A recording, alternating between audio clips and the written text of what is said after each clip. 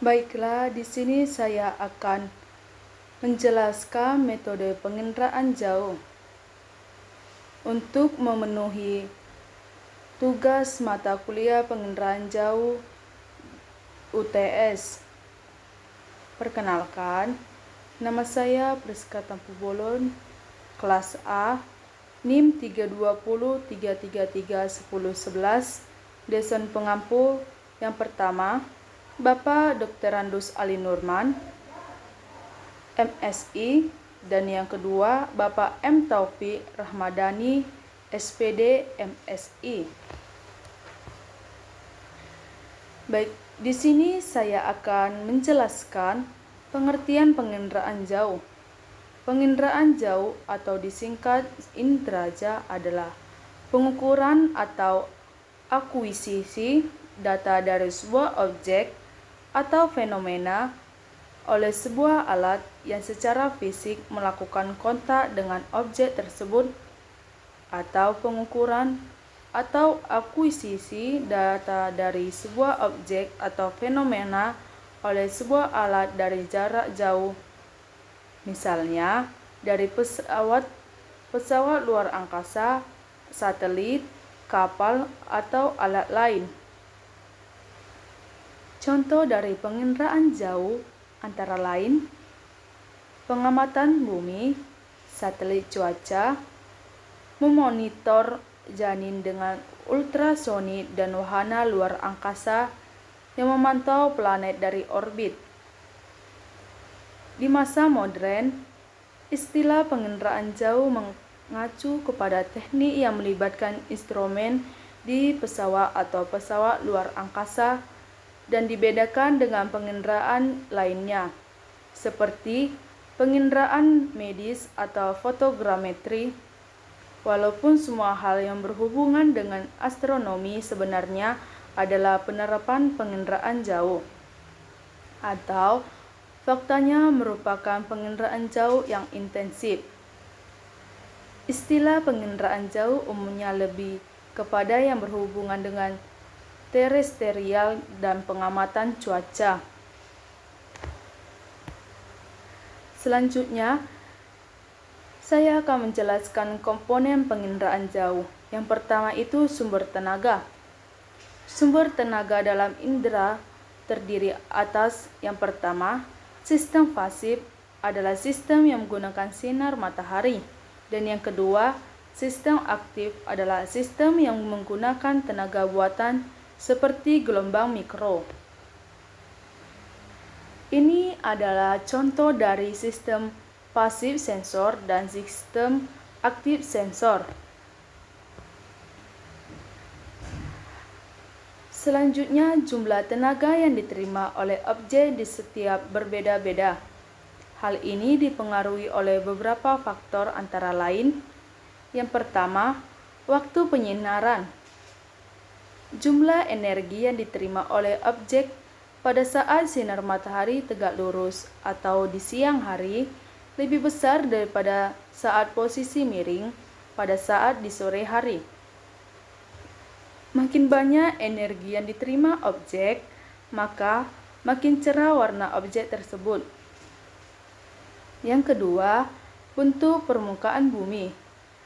Permukaan bumi yang bertopografi halus dan memiliki warna cerah pada permukimannya lebih banyak memantulkan sinar matahari dibandingkan permukaan yang berfotografi kasar dan berwarna gelap.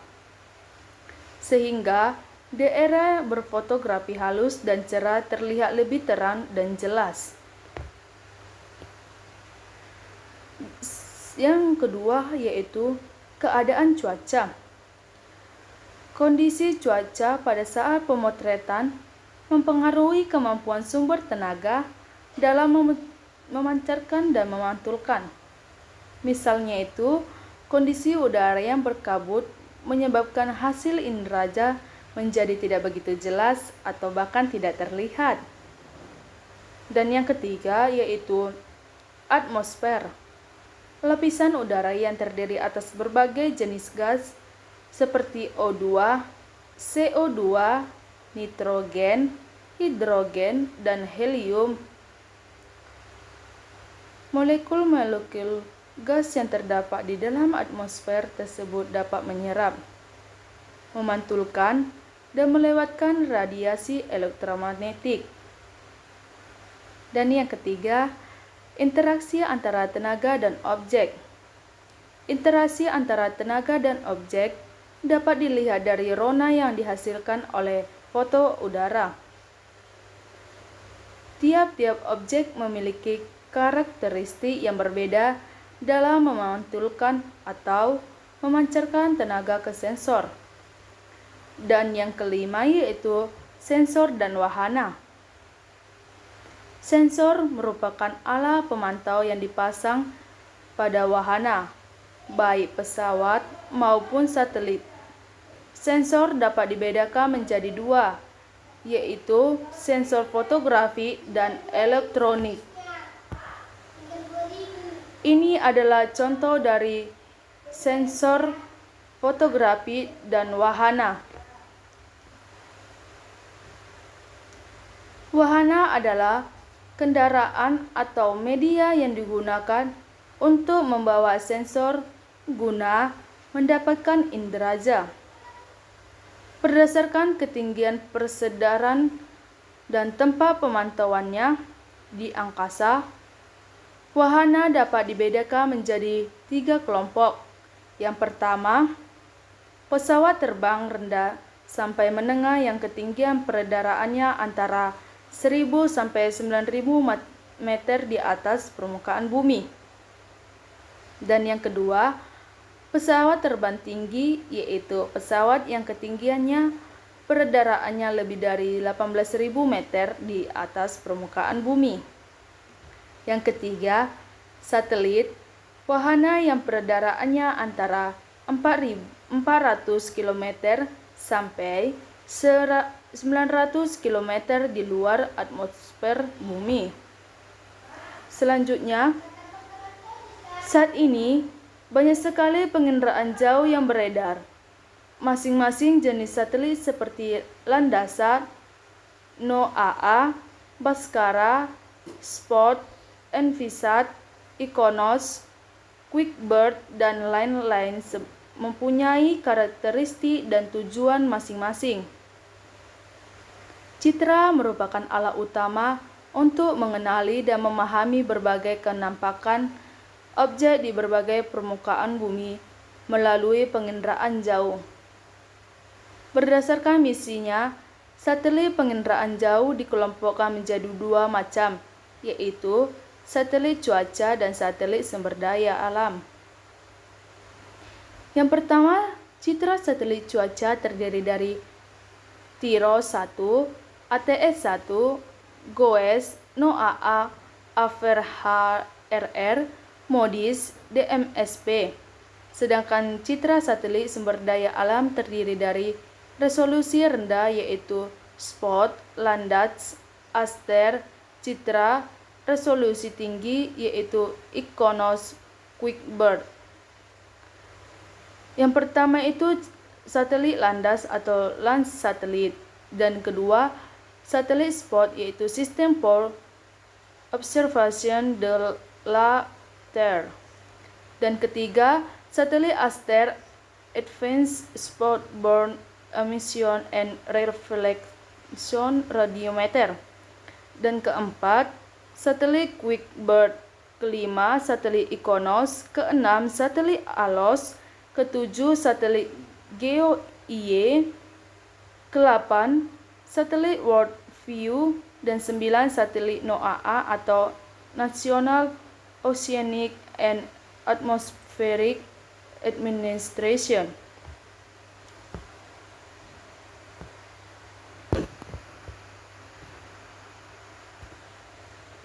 Tujuan utama dari penginderaan jauh adalah untuk mengumpulkan data sumber daya alam dan lingkungan. Penginderaan jauh makin banyak dimanfaatkan karena berbagai macam alasan sebagai berikut, yaitu pertama, citra dapat dibuat secara cepat meskipun pada daerah yang sulit ditempuh melalui daratan. Contohnya itu hutan, rawa, dan pegunungan. Sedang yang kedua itu citra menggambarkan objek di permukaan bumi dengan wujud dan letak objek mirip dengan sebenarnya. Gambar relatif lengkap, liputan daerah yang luas dan sifat gambar yang permanen. Ketiga, citra tertentu dapat memberikan gambar 3 dimensi jika dilihat menggunakan stereoskop. Gambar 3 dimensi itu sangat menguntungkan karena menyajikan model objek yang jelas. Relik yang jelas memungkinkan pengukuran beda tinggi, pengukuran lereng, dan pengukuran volume. Dan yang keempat yaitu citra dapat menggambarkan benda yang tidak nampak sehingga memungkinkan pengenalan objeknya. Sebagai contoh adalah terjadinya kebocoran pipa di bawah tanah. Dan kelima, citra sebagai satu-satunya cara untuk pemetaan daerah bencana. Ini adalah contoh dari citra. Di sini saya akan menjelaskan lagi metode penginderaan jauh. Yang pertama itu adalah metode interpretasi. Interpretasi citra merupakan kegiatan mengkaji foto udara dan atau citra dengan maksud untuk mengidentifikasi objek dan menilai arti pentingnya objek tersebut atau Estes dan Simonet. Singkatnya, interpretasi citra merupakan suatu proses pengenalan objek yang berupa gambar untuk digunakan dalam disiplin ilmu tertentu seperti geologi, geografi, ekologi, geodesi, dan disiplin ilmu lainnya. Interpretasi citra penginderaan jauh dapat dilakukan dengan 2 cara, yaitu interpretasi secara manual dan interpretasi secara digital. Baiklah, di sini saya akan menjelaskan kedua interpretasi ini. Yang pertama itu, interpretasi secara manual adalah interpretasi data penginderaan jauh yang mendasarkan pada pengenalan ciri atau karakteristik objek secara keruangan. Dasar interpretasi citra digital berupa klasifikasi citra piksel berdasarkan nilai spektralnya dan dapat dilakukan dengan cara statistik. Yang kedua yaitu GIS.